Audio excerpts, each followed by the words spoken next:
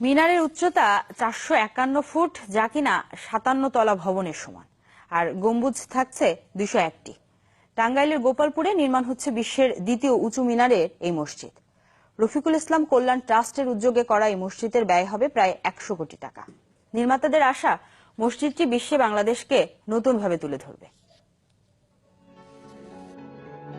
সমুদ্রের বুকে জেগে থাকা মিনারটি মরক্কোর দ্বিতীয় হাসান মসজিদের। বিশ্বের সর্বোচ্চ মিনারের উচ্চতা 689 ফুট, আর দ্বিতীয় সর্বোচ্চ ভারতের দিল্লির কুতুব মিনার, যার উচ্চতা 240 ফুট। দিল্লিকে টপকে এবার দ্বিতীয় অবস্থানে চলে আসছে বাংলাদেশ। টাঙ্গাইলের গোপালপুরে নির্মাণ হচ্ছে 201 গম্বুজ বিশিষ্ট মসজিদ কমপ্লেক্স, যার মিনারের উচ্চতা 451 ফুট। 15 বিঘা জমির ওপর এই মসজিদের ছাদের মাঝখানে রয়েছে 81 ফুট উচ্চতার বড় গম্বুজ, আর চারিদিকে 200টি গম্বুজ থাকছে 17 ফুট করে। এছাড়া মূল মসজিদের চার কোনায় 101 ফুট উচ্চতার 4টি মিনারের পাশাপাশি 81 ফুট করে রয়েছে আরো 4টি মিনার। 2 তলা এই মসজিদে থাকছে অত্যাধুনিক সব সুযোগ সুবিধা। মরদেহ রাখার জন্য তৈরি করা হচ্ছে হিমাগার, আর একসাথে নামাজ আদায় করতে পারবেন প্রায় 15,000 মুসল্লি।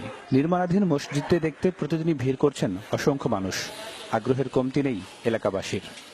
আমরা খুব খুশি, এলাকাবাসী খুশি এত বড় একটা মসজিদ হওয়াতে। আমাদের নিজস্ব দেশের মানুষ, আমরা সবাই নামাজ পড়বো, এই জন্য আমরা খুবই আনন্দিত। শুনতে পেলাম এখানে একটা সুন্দর মসজিদ হয়েছে। মসজিদ দেখে আমরা খুবই খুশি, খুবই আনন্দ। এত বড় একটি স্থাপনা, যা বিশ্বের নন্দিত একটি স্থানের মধ্যে অন্যতম একটি স্থান হবে পাথালিয়া জামে মসজিদ।